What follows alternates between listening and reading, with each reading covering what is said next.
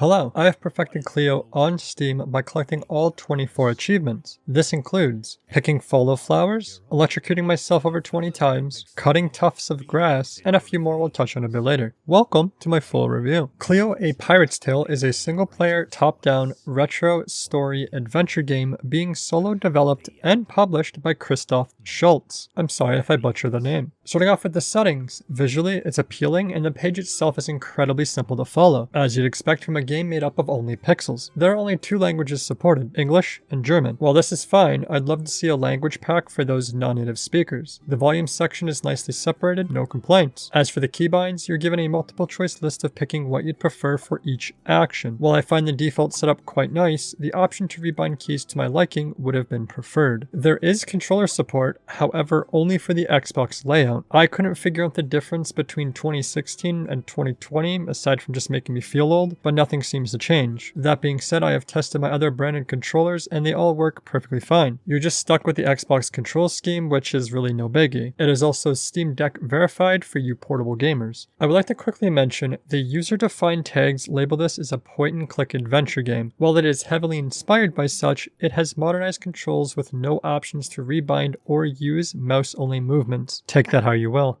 As for the technical side of things, please note, I'm running this off a low to high-end PC, so how this performs for me might not perform the same for you. With that being said, I ran the game perfectly fine and had little to no hardware-related issues. I did, however, have a few game-related ones, the first being with soft locks. It only happened twice, but seems to happen while quickly interacting with multiple scenes or objects at once. For example, here, I talked to this machine, pulled his lever while talking, and then left the dialogue. 4 quick actions which caused the game to freeze, refusing to let me move, interact, or open my inventory. Thankfully, the pause menu worked, allowing me to load my previous save. However, you might not always be so lucky. The only other issue I encountered was with the cursor. While playing on mouse and keyboard, it will stay on screen at all times. This includes ruining your immersion with every single cutscene. It very much is a feature I can't say I'm a fan of. As for the difficulty, there are no difficulty options. That means it will come down to how well you can pick up on context clues and understand the puzzles being thrown at you. The difficulty varies, but the majority of the puzzles are fairly obvious, with multiple hints provided on those few that managed to stump me. On the difficulty scale, I'd give it around a solid medium. As for its replayability, there really isn't any reason to do so unless you're after achievements. The game is quite linear and you won't miss out on much after your first completion. As for the gameplay, in short, Cleo: A Pirate's Tale is a retro pixel art pirate adventure played in the top-down perspective, spanning across 4 chapters with a lot of nostalgic flair, humor, and a linear story, while being heavily inspired by old Legend of Zelda and LucasArts adventure games. Starting from the very beginning, the tutorial is well done. It introduces you to all the mechanics you'll be using throughout alongside the start of your epic story. I also very much like the approach to the user interface. While making your way through the tutorial, the important mechanics will unlock and appear with a description, such as your bag here, rather than just being shown up front and having it left for you to figure out. Overall, just good game design. Speaking of the inventory, it is very important. It not only holds all the items you obtain, it also provides hints, clues, and important descriptions not mentioned elsewhere. Reading them is very beneficial and oftentimes required, but overall feels incredible once you connect the dots within the puzzles.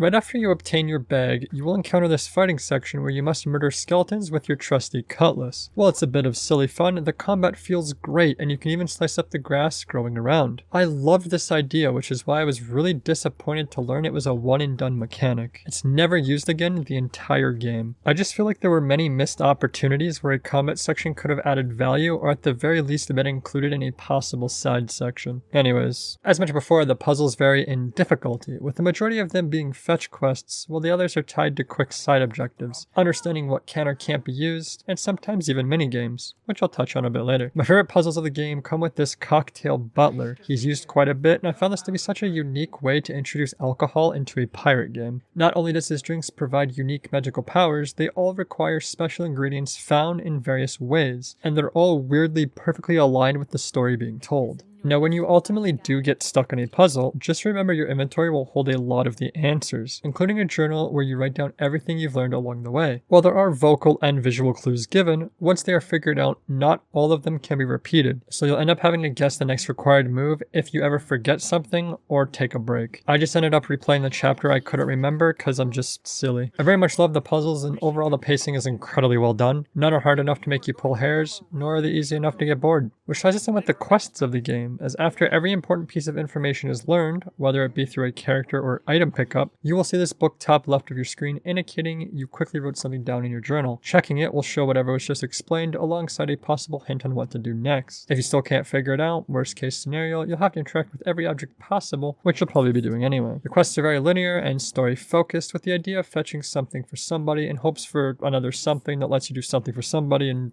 so on. My only complaint here comes with the very few quest items that are not obvious at all. For example, this jawbreaker, it's very easily missed, being only a few pixels wide. The drool trail helps it a bit, but it took me a while to figure out it was a pickup. Going back into the minigames, I want to mention the most significant one called Kraken Fodder, which is a dice and card game about destroying your opponent's cards before they destroy yours, with the dice labeled as cannonballs. There are quite a few extra rules I won't go over, but the catch of the game is it's RNG based and takes upward of 5 minutes per match. That isn't all too bad until you realize a few sections require you to win the game to progress forward. If you lose, nothing really happens, you just rematch them until you win. So you'll just have to pray to the RNG gods. Overall, if there was a real life version of Kraken Fodder or a separate game dedicated to it, I'd absolutely play it. It's quick enough to understand and unique enough to hold my attention. Honestly, overall, it's a great take on a card game. The worst part about it is the achievements tied to it, which I'll touch on a bit later. Moving into the wonderful pixel world of Cleo. Visually, it's gorgeous, and I absolutely love the pirate aesthetic. It also gets bonus points for the amount of references being thrown around, such as this Godfather poster. The worlds within are split up into 4 to 5 chapters, with each usually unlocking multiple new locations to explore. Some are fairly compact, while others are large and full of life. There's a great variation with many locations to explore, so you won't really get bored. While they're all visually immersive, there could have been a bit more interactables added to the much larger worlds. They feel very bare once you're running through them, trying to figure out what you're missing. But on the bright side, once you unlock the world map, you'll be able to travel to any location marked by boat. This even includes the extra locations not marked. Doing so will surround you with water practically lost at sea. This is here for immersion, but also to fish off your boat to your heart's content. However, if you use the correct bait and line, you may even fish up a message in a bottle. These are the collectibles of the world, but are also written up by the original backers of the game. I thought this was a really unique way to include your supporters rather than just including their name in the credits. As for the audio, I was surprised by the attention of detail and emotion constantly being thrown around. It's very well done. Every character is voice acted and sounds exactly how you'd expect. Take that how you will, but I was insanely immersed throughout my time. As for the original soundtrack, it is handcrafted to perfection and fits every vibe it's trying to portray. I don't think there's a single track I didn't enjoy. Unironically, my favorite track is the main menu theme, as it just hits the hardest.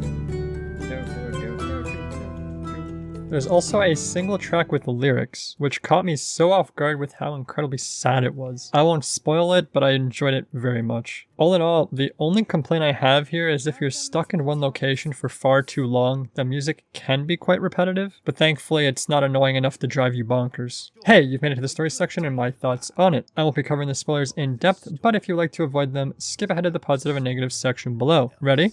Okay. You want to hear a story, hey? You play as Cleo, a young cynical girl living a boring repetitive life with her father in a bar. You absolutely love reading and know everything about the great adventures of the pirate legend Captain Quebeca. While hoping for a story of your own, you're just surrounded by unsuccessful pirates drinking their life away. That is until you find a real pirate's logbook, which summons a ghost and drops a very mysterious hint that will flip your life upside down for the worst. You'll now be thrown into a dangerous adventure, finding yourself in a world full of lies, deceit, and greed. The world of pirates. And all of them are looking for the one same thing, the treasure of eternal memory.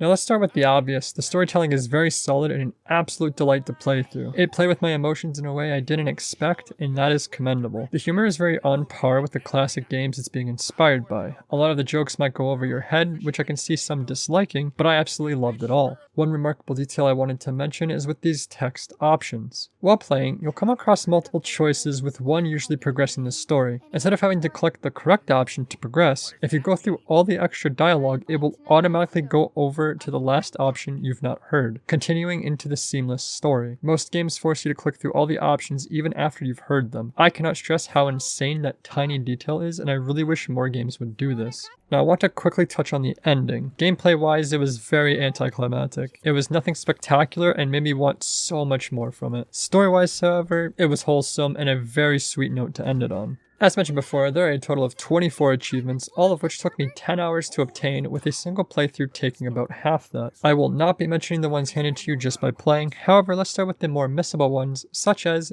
Dutiful, where you must try to take another fish after Harvey leaves. I found this one pretty funny as you're simply just trying to do your job. Masochist is obtained by shocking yourself over 20 times. I think I was into this a little too much. I'm kidding. Letter Opener Platinum is obtained by finding all the messages lost in bottles, the majority of which are written by the supporters. If this isn't a unique way to include them, I don't know what is. Last but not least, the hardest achievement award will be going to Kraken Fodder God, which requires you to never lose a single match your entire playthrough. One unlucky roll and you're hard resetting. It can, however, be cheesed by abusing save states, so it's not that bad. Anyway, now let's go over some of the positives, starting with it's a passionate love letter to classic masterpieces from a single developer. It has a timeless art style with beautiful art, locations, and animations. It has a cute, funny, and very engaging pirate story. Its puzzles are well thought out and value the average player. And last but not least, it's completely voice acted with unique world building and even synchronized dialogues.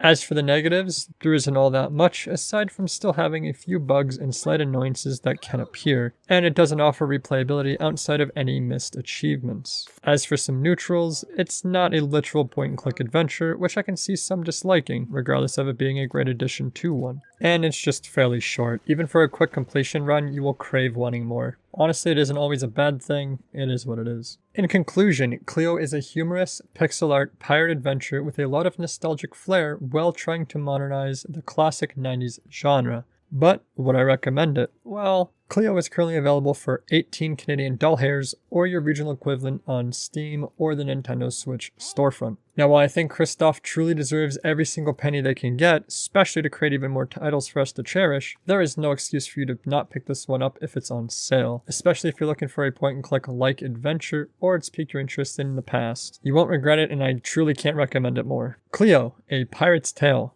5 and a not out of 6. Thank you so much for watching if you made it this far. Let me know your thoughts down below, or what game I should complete next. Subscribe so you never miss a video, and until next time, take care.